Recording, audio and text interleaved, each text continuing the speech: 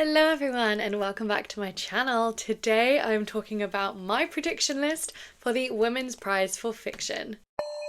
I have actually never done a proper prediction video before, and I think it's because I was nervous that I would get it so wrong and be kind of embarrassed, but I just thought that's like a stupid reason not to do something that kind of sounds fun. So I thought this year I would do my first ever prediction video for the books that I think are going to be on the Women's Prize long list, and this is going to be announced at the beginning of March. So before I start this video, I want to say I am going to be reading all 16 books that are going to be on the long list this year, or at least I'm going to try. Last year I think I did about 14 of them.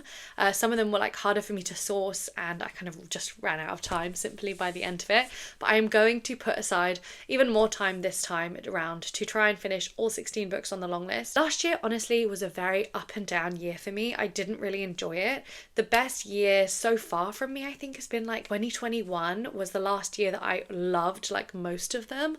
But it's always really fun every single year to do a reading challenge like this because I really discover stuff that I just wouldn't know anything about, and it's really fun to do this challenge alongside other people because lots of people, even people who don't make any content online, do reading along with the Women's Prize long list, and I love getting people's comments and like seeing what people are enjoying and their predictions and stuff. It just feels very, very fun like process to be involved in. So I will be reading the whole of the Women's Prize long list, so wish me luck with that. I've basically put my predictions into 3 different categories. The first category is I don't know how likely these books are going to be on the list, but they are new favourite books of mine that have come out and I really want them to be on the list. So I have a few books in that category. The next category is books that I haven't read but I do own and I've heard a lot of hype about them, and I think I have a pretty good chance that they have going to end up on the list, but I've not personally read them yet, even though I do own them.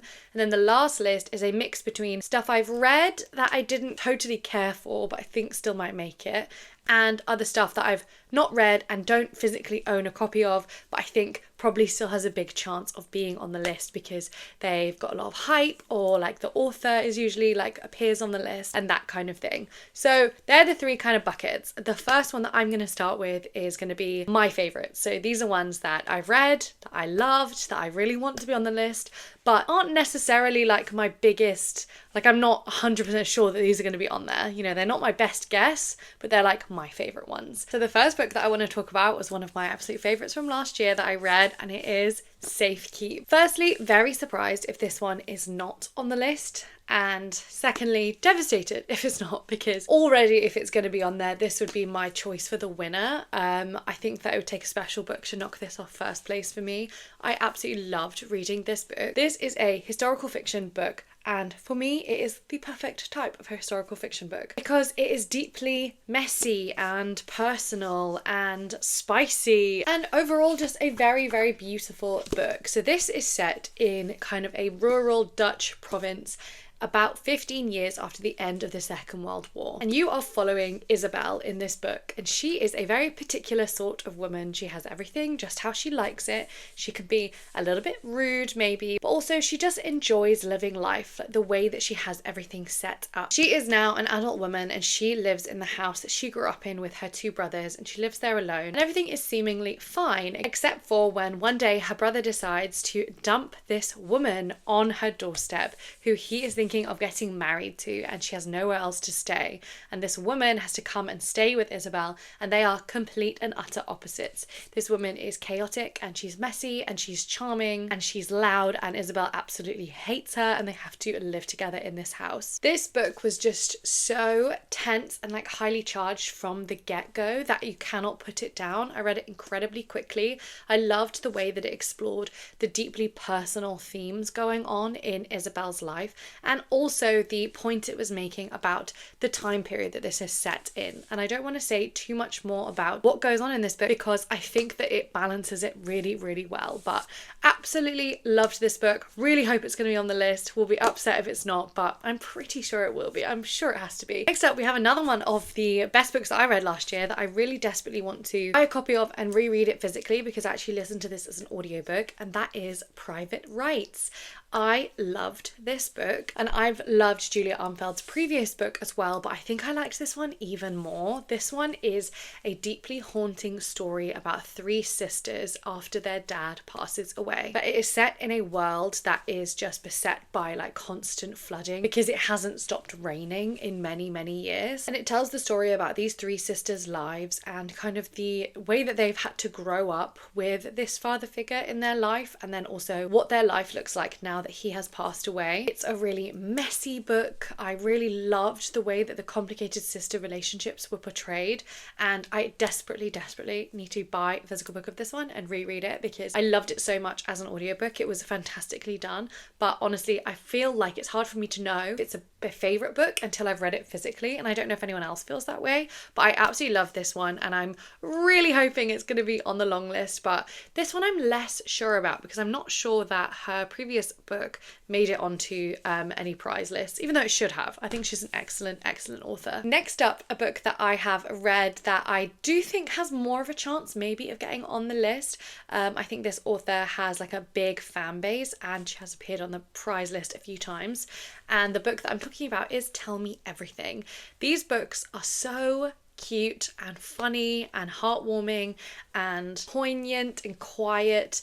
I really enjoy these books. I've read two in this kind of, it's like a series, but it's not series. It's kind of like you following different people throughout this like small town. And this one in particular, you are following the town lawyer who is called Bob. I just think I like these books so much because they follow older people, people who have been married like once or maybe twice, and the complicated way in which they are trying to still like grapple with who they are.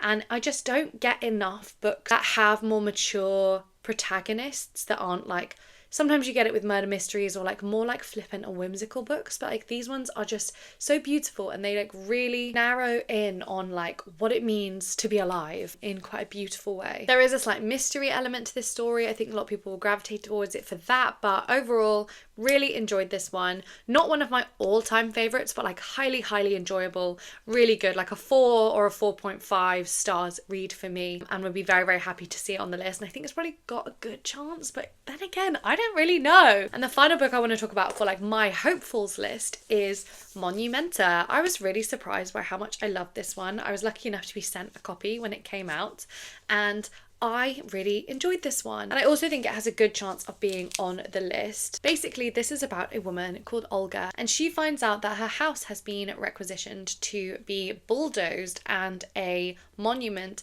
put in its place. But beyond the traumatic fact of that happening, she doesn't even know what the monument is going to represent. There's 3 different architects who all have different ideas about what the monument should be, and they each come to her house and explain what their idea is. So Olga invites her children to the house to have a dinner, and a lot of this book is about kind of family secrets and family love and family loss. A strange little book. It has like a certain like kind of quirky, not quirky, but like a slightly wry tone to it. And I really enjoyed the writing style of this one. This was like an easy 4 stars for me. I enjoyed how surreal it felt the whole time, and that just like it's something that I didn't expect how I was reading. Like it was quite unexpected in how I was reading it, and would be very happy to see this one on the list as well. So those 4 are the ones that I'm really hoping are going to see on the list, and also I've read them and I love them. So that's like the 4 that I've read and I've loved and I want them on the list. My next category is books that I have not read yet, but I do own, and I think they're likely to be potentially on the list.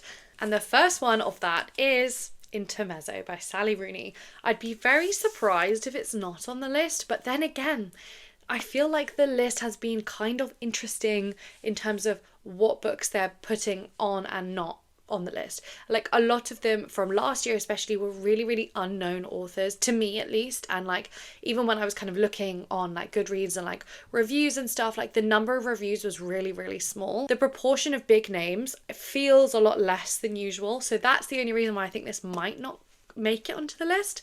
but have to put it as a prediction because it will be silly not to. I've not actually read this book yet and I'm excited to read it, but I put off buying it for a very long time just because I was so nervous about really hating it, because lots of people are one or the other. Either they say it's her absolute best yet, or they say that they couldn't get through it and hated it. For me, with Sally Rooney, I personally prefer, my favourite one of hers has been her like second most recent one, which is The Big Beautiful World. So I'm feeling like I might like this because I'm enjoying her writing as it like develops, like as she comes out with more books. I'm enjoying the later ones, so maybe I'll enjoy this one. I also love books that are about chess, so I don't know, I might like it, but you never really know with Sally Rooney, I feel like. So very excited to get to this one. I will read it soon, especially obviously if it's going to be on the long list. The next book that I think is pretty likely to be on the long list is Universality by Natasha Brown, and I am really hoping this is going to be on there because this is like so high on my priority TBR. I really need to read this book, and I've been planning on reading it before it comes out, which is on the 13th of March. This is an ARC copy that I got, so I can tell when it comes out. It's on the back. I absolutely loved Natasha Brown's previous book, Assembly. I passed it off to everyone in my life. I just absolutely was obsessed with her writing. I thought it was so unique, so amazing, and just like really loved the like, I don't know, like something like the conceptual nature of how she was writing. I just loved it. This one, I know little to nothing about, and I already know, most likely, that I will really like it. I already know that her writing style is incredible, and I already know that I really enjoy it. So I'm excited to see what I think of this one, and I'm hoping, I think this has got a pretty big chance of being on the list, even though it's literally not even out yet. But I do think it still counts within the eligibility criteria, but correct me if I'm wrong. I'm reading the blurb now for the first time just so I can tell you what it's about, but I'm going to keep it very vague because I don't like reading blurbs for stuff that I'm like really anticipating. But from what I can gather from a quick skim, it's about a journalist who goes to investigate a man who's murdered on a Yorkshire farm, brutally bludgeoned by a gold bar. That's all I know. That's all you're going to know from this video. I'm very excited, and I'm pretty sure that this is going to be on the list and that I will also really enjoy it. Next up, we have another couple that I have been sent as ARCs and unfortunately not read yet. The next book that I think is going to be on the long list, or that I'm predicting and I'm kind of hoping that it will be on there, is Passiontide by Monique Roffey. And this, I believe, is the same author, who wrote Mermaid of Black Conch, which I've not read, but I've heard amazing things about. And this is about 4 different women who are sparking a revolution on a Caribbean island. I do think this has a pretty high chance actually of being on the long list. I think a lot of the focus for the last couple of years has been on books not set in the UK or not set in America. This book kicks off when a woman is found dead after a carnival on this island, and it kind of brings to light lots of things going on within this community, and I think it's centered on 4 different women characters. I'm excited. It's got some amazing quotes on the back. This came out in June, so I desperately need to read it because I feel bad that I got this ARC and have not read it yet. But yeah, hoping this will be on there, and I do strongly suspect that it'll be on there as well. So that's Passiontide. The next book on my prediction list is Madwoman by Chelsea Baker. This is another ARC that I was sent, and this book came out on the 5th of September. This book is all about a woman, and I believe she's like a housewife and a mother, and she kind of is crafting this meticulous life, and she might like spend a bit too much money, and she might be kind of too over obsessed with wellness, but like she's got a very happy life.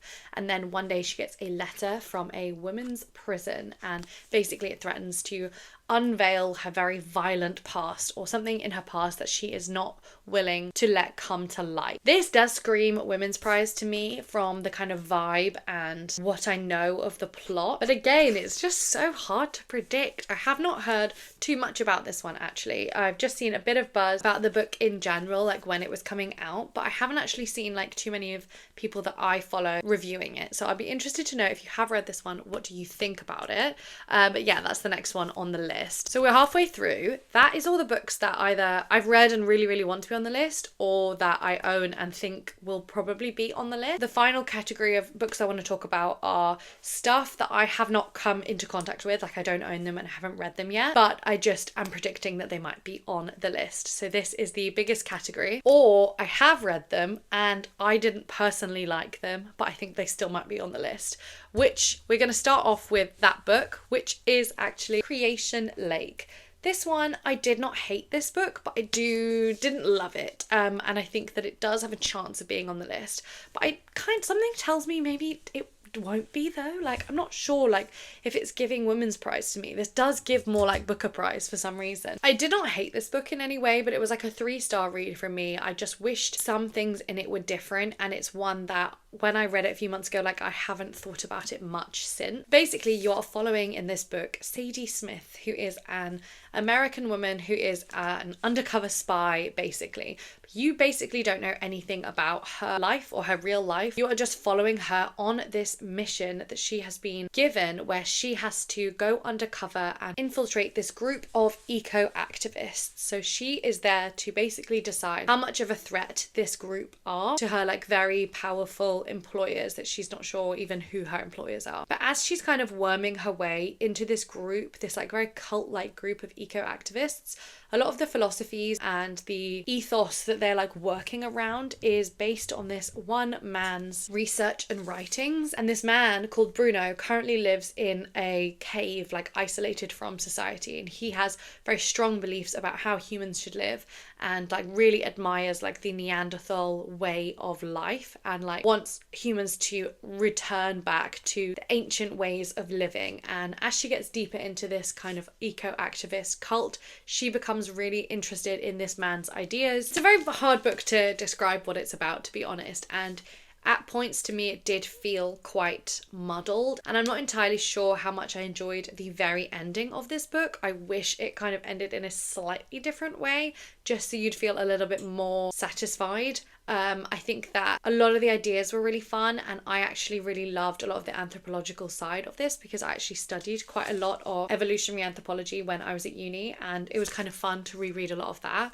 But I do think if you have no interest in that, parts of this book are going to be incredibly boring for you. Don't believe anyone that says this is a crime spy novel, because it's really not. The more I talk about it, the more I think maybe it's not going to be on the list, but I don't know what else I would put on my 16 choices other than this. So let's talk about a couple that I have not read yet, and kind of so far don't have any like willingness to read, but I do think are going to be on this list. The first one is the new Elif Shafak book.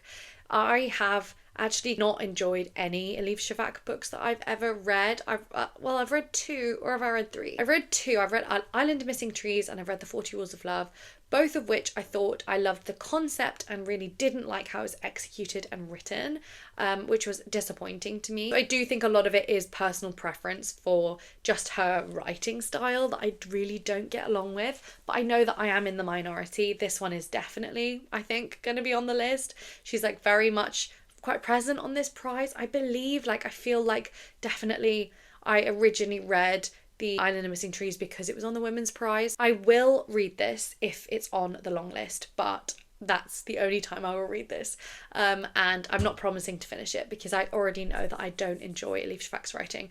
I'm not entirely sure what this book is about. The next book that I also have little to no interest to read, convinced is highly likely to be on the list, is Blue Sisters by Coco Malors, I think is how you say their name. This one has just been everywhere, and I think that their previous book as well, when it came out, when I saw reviews for that, I just decided this is probably not the author for me and maybe not the book for me. But I know that these books have huge number of like fans and lots of people really, really love them. I'm just not convinced that I would love these books. I could be completely wrong. I could be completely judging it so incorrectly, and if this is on the list I will obviously read it, but I'm not convinced I will like this one. I think this is about 2 sisters. I actually don't know what else it's even really about. I should definitely be looking this up to tell you, but so Blue Sisters is actually about 3 sisters who are going home after being estranged after their 4th sister has died.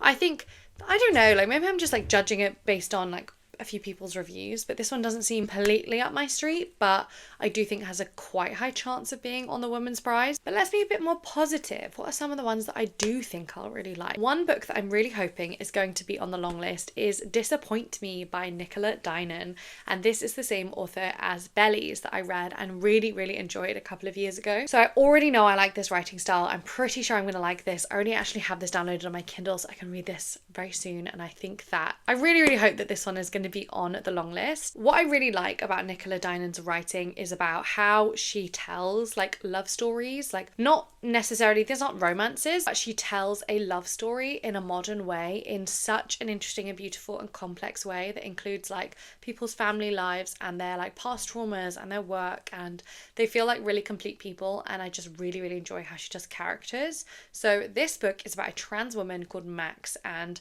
they seem to be like doing really well. They are a published author and they earn a lot of money, but they're like not that happy, and then they suffer from a head injury after falling down, and they meet a corporate lawyer and they decide to try out heteronormativity. So they kind of start dating this like very heteronormative man. But also I think there's lots of different things going on in his life as well and his past. I'm really excited about this one. I'm pretty sure I'm going to like it because I already know that I like this writing, and I just really hope that this will be represented on the Women's Prize this year. I think for some reason I do think this has got quite a high chance, so I will be very pleased if this is on there. Another one I really want to see, because I selfishly just want it to have a higher like priority on my TBR, is The God of the Woods. I've seen so much about this book and everyone absolutely loves it that reads it. It's really highly rated, highly reviewed. It might actually be too popular to even make it on this prize, because I do think that in the last few years the Women's Prize is like going a lot more down the like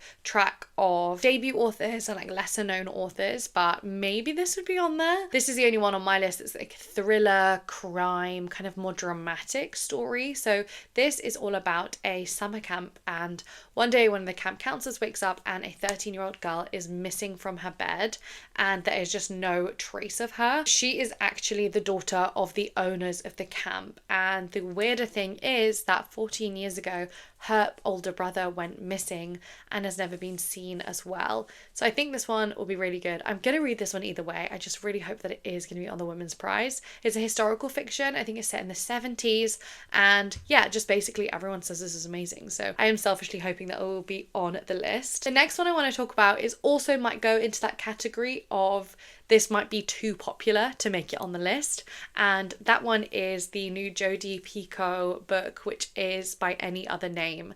This one is a historical fiction, or it's like a intertwined storyline of a modern woman who is a struggling playwright trying to get her play on the stage, and also a past timeline of someone called Emilia Bassano, I think their name is, who is basically a very talented, gifted storyteller, but has no means to be able to be like a playwright back in like 1518, whenever it was. And so she decides to pay an actor called William Shakespeare to be the front of her plays.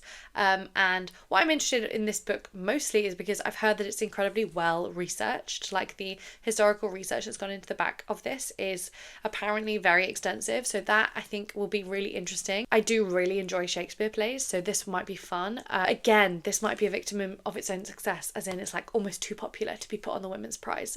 So we shall see, but I'll add it as a prediction anyway. Next up, we have a very famous author. I feel like this one is actually going to be on this list. It's the new Ali Smith book, and I have not heard anything about this book. I've literally just seen the front cover, and I looked up a blurb of it just now to try and tell you about it, and I have no idea what this book is about. I think that it's going to be really interesting to read. I think that it's a dystopian, but it's like very literary.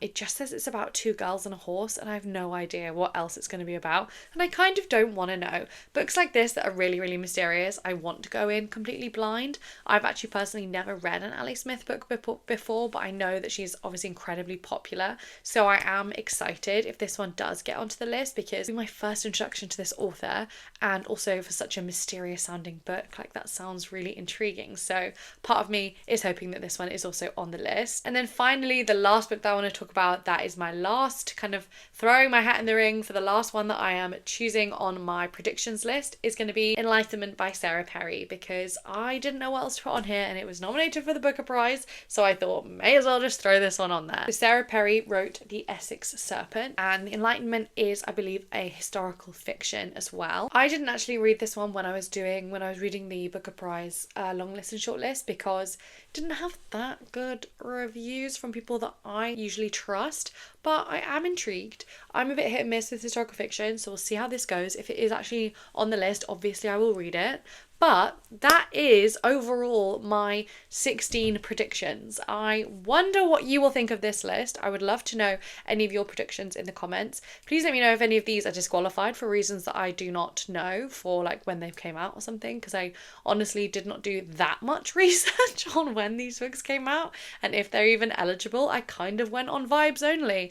I think that a problem with my list is going to be that it's filled with very popular books, and often when the 16 books are actually announced, I've heard of maybe 4 of them. So I feel like this is going to be, yeah, like maybe I'll get 2 correct out of the 16, but like there's not a chance that most of these are going to be on there, because usually, like I say, they go for a lot more debut authors, they go for books that are lesser known or not even published yet. So I'm so excited to see what actually is going to come out on this long list. I'm very nervous because I've committed to actually reading all 16. So let me know if you're also going to be reading the 16. I will probably be doing vlogs as well. I think I will do them in sets of 4. So I will read 4 books per vlog, and I'm going to start that as soon as the list is announced in March. So that'll be a fun journey for me to go on. Please subscribe if you want to see that as well. And make sure also, if you liked this video, to leave a like below and comment below your predictions as well. I'd be so interested to know, because I also want to know like what's on everyone else's radar. Like what have I just not heard of? What have I not been picking up in the book circles? So let me know what your predictions are as well. But that is all from me today. Thank you so much for watching this video, and I will talk to you again soon. Bye!